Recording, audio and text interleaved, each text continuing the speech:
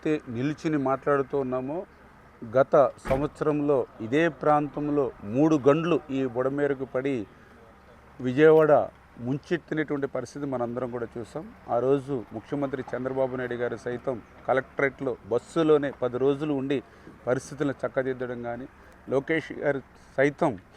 Drones cameras ద్వారా 24 గంటలు కూడా రియల్ టైంలో మానిటరింగ్ చేయడం, ఆ రకంగా యుద్ధ ప్రాతిపదికన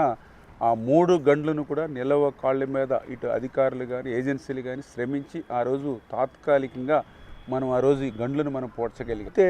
మొన్న గండ్లు పడడమే కాదు, గతంలో ఈ బుడమేరుకి ఎప్పుడు గండ్లు పడినా ఇదే ప్రాంతంలో పడుతూ ఉన్నాయి. ఎందుకంటే ఛానల్లో వచ్చేటువంటి ఫ్లడ్ వాటర్తో పాటు దీనికి ఆపోజిట్లో ఏదైతే పులివాగుకి సంబంధించి ఆ వాటర్ అంతా కూడా డైరెక్ట్గా ఈ బండని టచ్ చేయడం, అదేవిధంగా ఇక్కడ సైఫోన్ ఒకటి ఉండడం, ఇక్కడే గండ్లు పడుతున్నాయని చెప్పడం ద్వారా, అదేవిధంగా ఈ కెనాల్కి పట్టిసీమ వాటర్ను కూడా రేపు ఫ్యూచర్లో తీసుకురావాలి కాబట్టి ఆ సీపేజీలు కూడా లేకుండా చూసుకోవాల్సిన బాధ్యత ఉంది. కాబట్టి ఈరోజు మొన్న గండ్లు పడినటువంటి 3 గంటలను కలిపి ఈవేళ 365 మీటర్ల సీసీ వాల్ని శాశ్వత ప్రాతిపదికన యుద్ధ ప్రాతిపదికన ఈ సీజన్ ప్రారంభమయ్యే లోపుగానే ఆర్థికంగా మాకు మొన్న ఏదైతే ఏప్రిల్ నెలలోనే అప్రూవల్ అయినప్పటికీ కూడా మే నెలలోనే టెండర్లు పిలిచి వర్క్ ఆర్డర్ ఇచ్చి ఇమ్మీడియట్లీ ఈ సీజన్లో మేము ఈ సీసీ వాళ్ళు పూర్తి చేయగలిగాము. అంతేకాకుండా ఈ ఫ్లడ్ భవిష్యత్తులో వస్తాయి అంటే శాశ్వత ప్రాతిపదికన చేయాలనంటే దగ్గర 7-8 వేల కోట్ల రూపాయలు నిధులు అవసరమవుతాయి. అదేవిధంగా టైం టేకింగ్ కూడా ఒక 3-4 ఇయర్స్ తీసుకుంటుంది. కాబట్టి ఈ లోపుగా మరి ఏదైతే ఈ యొక్క ఫ్లడ్ నుంచి కొంతమేరైనా సరే విజయవాడకి మరి ఎఫెక్ట్ లేకుండా ఉండాలనేటువంటి ఉద్దేశంతో ఈ సీసీ వాళ్ళతో పాటుగా ఏదైతే 7 కిలోమీటర్స్ ఈ లెఫ్ట్ బెండ్ ఏదైతే ఉందో దాన్ని మళ్ళీ మరి ఇంకొక 1/2 మీటర్ హైట్ చేసి గ్రావెల్ పాత్ తోటి ఆ బండని స్ట్రెంగ్తన్ చేస్తూ ఉన్నాం. అదేవిధంగా ఏదైతే వెలగలేరు రెగ్యులేటర్కి సంబంధించి లాస్ట్ టైం ఫ్లడ్ వచ్చినప్పుడు గేట్లు కూడా ఓపెన్ కాల, ఎందుకంటే గత 5 సంవత్సరాల్లో కనీసం గ్రీజ్ పెట్టి కూడా మెయింటెనెన్స్ లేదు. ఆ గేట్లని అప్పుడు ఏదైతే